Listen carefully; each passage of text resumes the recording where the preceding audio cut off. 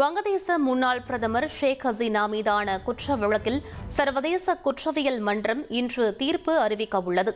தீர்ப்பை ஒட்டி அவரது ஆதரவாளர்கள் நடத்திய போராட்டம் வங்கதேசத்தில் வன்முறையாக மாறியது.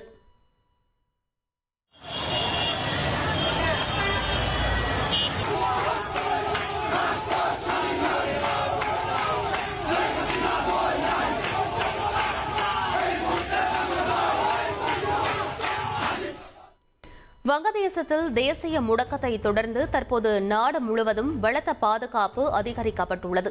குறிப்பாக 2024ஆம் ஆண்டு ஜூலை மாதம் நடைபெற்ற கலவரத்திற்கு முக்கிய காரணம் முன்னாள் பிரதமர் ஷேக் ஹசீனா என்று கூறப்பட்டதை அடுத்து அவர் மீது வழக்கு பதிவும் செய்யப்பட்டது.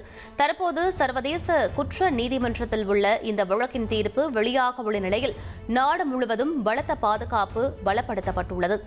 ட்ரெண்ட ஃப்ரெண்ட் ஆக்கிக்கோங்க. தந்தி டிவியின் சப்ஸ்கிரைபர்ஸ் அண்ட் ஃபாலோவர்ஸ் குடும்பத்துல நீங்களும் இணையுங்க.